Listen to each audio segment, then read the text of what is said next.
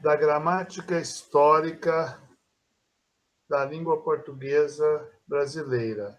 Mas nós vamos começar com o nascimento da língua portuguesa e da nação portuguesa, Portugal, na verdade.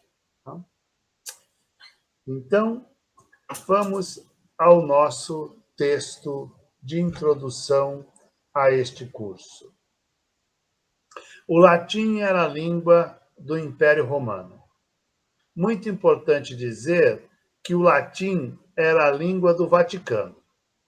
Tudo que fosse professado pela Igreja Católica em qualquer lugar do mundo era feito em latim.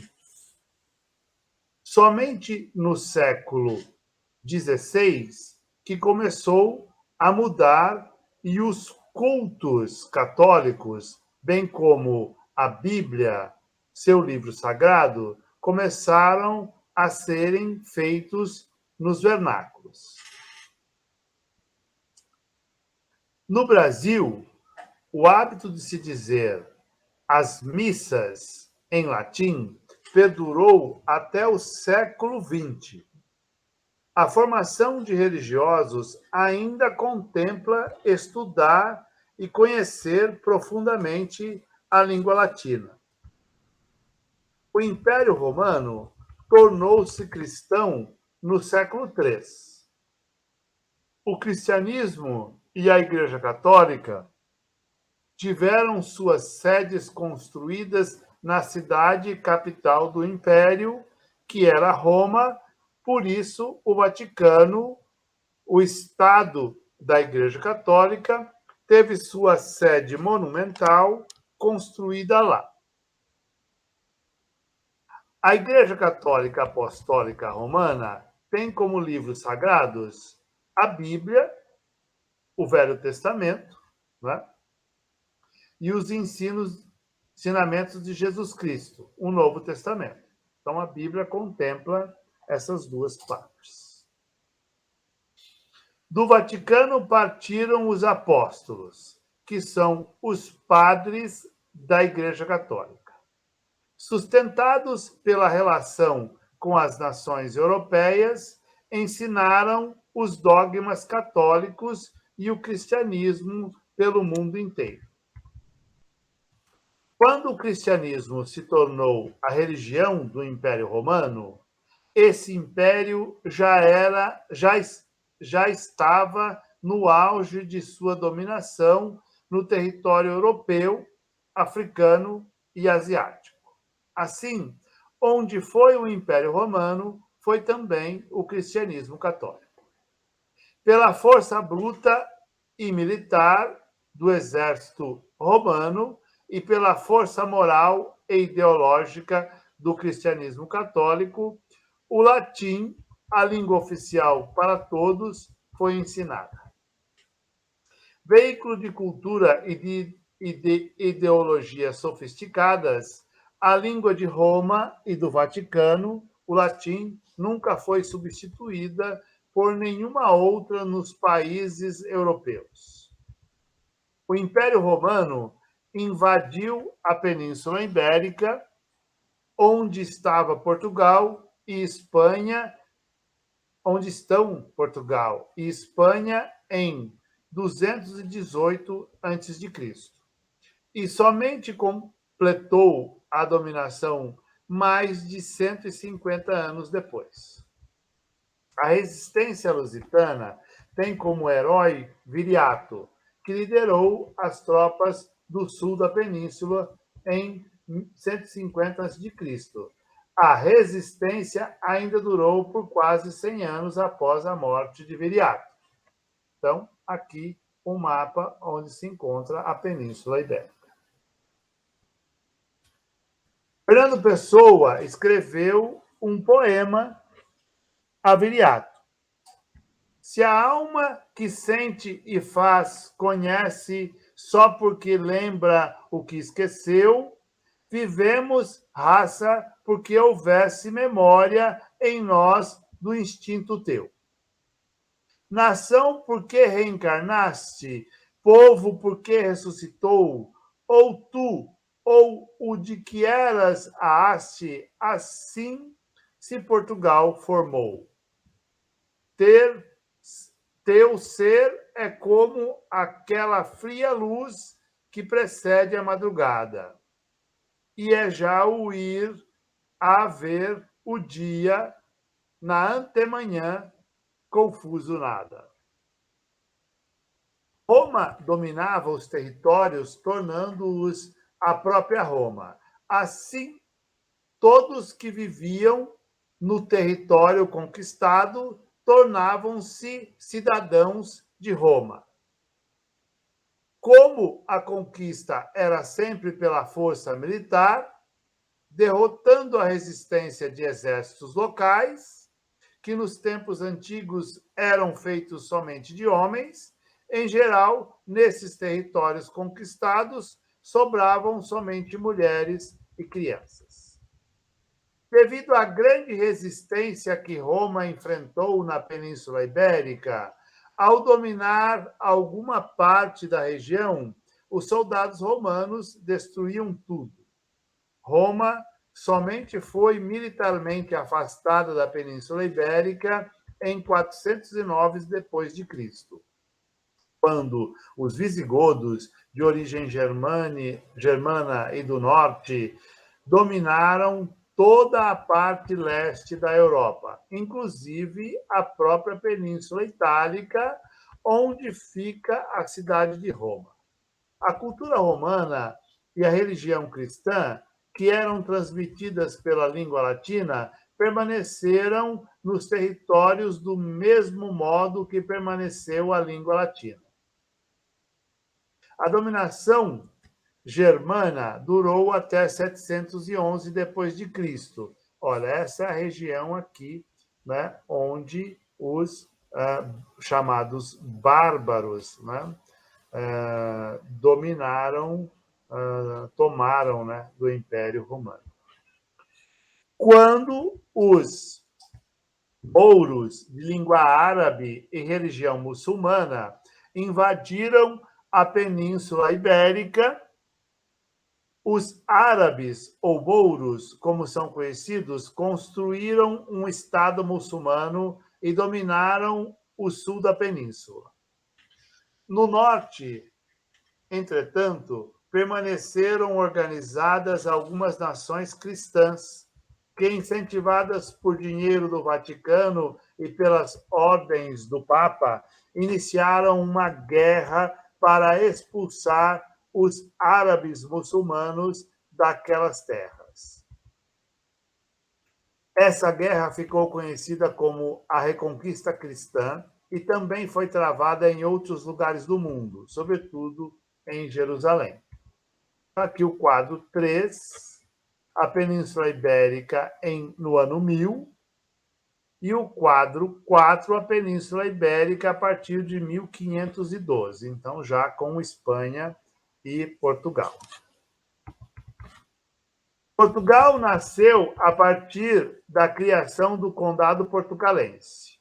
Dom Afonso Henriques, o Conde de Borgonha, recebeu do Rei de Leão, em 1096, como prêmio, o território que compreendia da margem do Rio Douro até a margem do Rio Minho, por ter ajudado na reconquista do território contra os árabes. Então, aqui se encontra no quadro 5 o território do Condado Portucalense. O condado era dote hereditário da princesa Teresa, com quem Dom Henrique de Borgonha se casou. O condado portucalense se tornou independente do Reino de Leão em 1116, quando Teresa, ao assumir o trono por causa da morte do marido, se declarou rainha. Ela governou até 1128, quando foi substituída no trono por Afonso Henriques. Ele era filho de Teresa e derrotou a mãe na Batalha de Guimarães, tornando-se o primeiro rei de Portugal. Várias foram as conquistas de territórios em direção ao sul, até que, em 1165, aconteceu a batalha chamada de a Tomada de Évora contra os árabes. A anexação do território de Évora e depois até o mar Mediterrâneo em 1249 consolidou o território atual de Portugal. O latim foi imposto pelo Império Romano como a língua da península. O latim falado pelo povo é chamado de latim vulgar. Vulgo quer dizer povo, assim, latim vulgar significa latim do povo. Do latim vulgar, a forma da fala evoluiu para o galego-português, que foi a língua falada na Galícia, parte do Reino de Leão, e no Condado Portucalense. A evolução das línguas na região acompanhou a separação político-territorial. Na região do Reino de Leão, falava-se o leonês, o galego e, em Portugal, o português. Atualmente, a região onde era o Reino de Leão pertence à Espanha, porque foi dominada pelo Reino de Castela. Ali na Galícia se fala o galego como língua das famílias e também a língua castelhana, a língua de toda a Espanha. O leonês tem algumas de suas características preservadas no mirandês, língua falada no noroeste de Portugal. Então, como definições, temos aí dois quadros, né? O latim conhecido é chamado de clássico, porque é o latim literário de Homero, Virgílio, etc., que é estudado nas escolas brasileiras. O latim clássico tem a gramática bem definida e estudada. Formado por 5 declinações e 6 casos, sua estrutura é do tipo flexional sintética. Para uma compreensão, a grosso modo, pode-se dizer que ele era a forma padrão da língua latina. O latim vulgar é a fala popular da língua romana. É pouco conhecido porque as fontes em que aparece escrito são poucas e estão espalhadas por todo o imenso Império Romano. Mesmo assim, é possível saber que apresentava variação nos diversos e diferentes territórios que Roma dominou. A estrutura do latim vulgar apresenta redução nas declinações e desaparecimento dos casos, em compensação, desenvolvimento dos artigos e das preposições. Era uma língua flexional analítica. A língua portuguesa, em sua evolução, desde o latim vulgar, passou por 3 fases, basicamente. A pré-língua, a protolíngua e a língua reconhecida como um sistema independente. A pré-língua é a fase que não se tem registro escrito, mas que se pode acreditar na existência, que seria nos séculos 7 e 8. A protolíngua e o período em que os documentos oficiais é o período em que os documentos oficiais, escritos em latim religioso, muitos nomes que somente existiam em língua popular foram grafados. No caso, a língua portuguesa era a língua popular. Nomes que eram inseridos nos textos oficiais redigidos em um latim já muito modificado. Isso aconteceu entre os séculos 9 e 12. A partir de 1189, a língua portuguesa é reconhecida como sistema linguístico independente. O primeiro texto, considerado uma espécie de registro de nascimento, é a Cantiga da Ribeirinha ou Guarvaia, texto de autoria atribuída a Paio Soares de Taveirós. E esse aqui é o poema de Paio Soares de Taveirós, A Cantiga da Ribeirinha. No mundo não me sei parelha, mentre me for como me vai. Cá já moiro por vós e ai. Minha senhor branca e vermelha, queredes que vos retraia, quando vos eu vi em saia? Mal dia me levantei, que vos então não vi feia.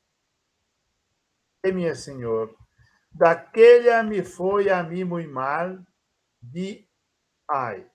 E vós, filha de Dom Pai Moniz, em bem vos semelha da ver eu por vós guarvaia? Pois eu, minha senhor, da alfaia nunca vós houve, nem ei valia de uma correia. A partir do reconhecimento da existência de uma língua portuguesa, as fases da evolução dela são arcaica, clássica e moderna. A língua arcaica perdurou de 1189 até 1500. Compreende os movimentos literários do trovadorismo e do humanismo.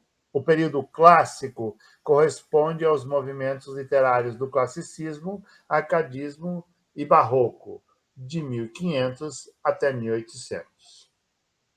Em 1800 começa o período moderno. No movimento literário do romantismo, que começou em Portugal em 1815 e no Brasil em 1836, após a independência política, o escritor brasileiro José de Alencar defendeu a independência cultural e linguística do Brasil. Para ele, a língua dos brasileiros não era a mesma daquela dos portugueses. Então, aqui nós temos diversos quadros, né, que mostram a mudança nas nações na Península Ibérica. Então, o quadro 6, a Península Ibérica antes dos romanos. O quadro 7, a Península Ibérica sob a dominação romana de 218 a.C.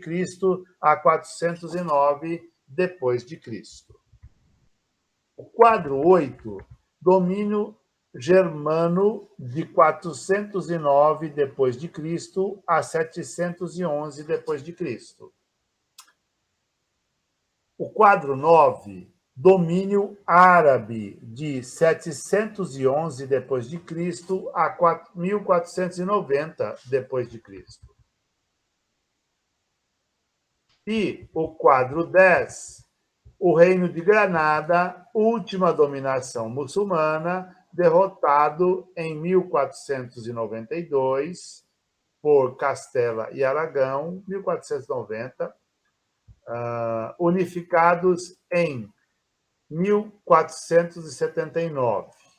Em 1512, Navarra tinha sido anexado a Aragão. Então, esse seria o quadro que nós vemos hoje na Península Ibérica. Portugal, e aqui nós temos o que se chama de Espanha.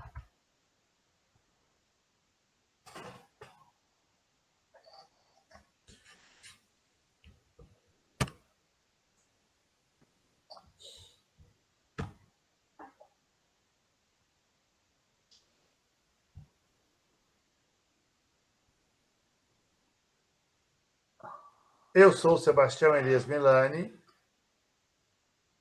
professor de Linguística e Língua Portuguesa na Universidade Federal de Goiás,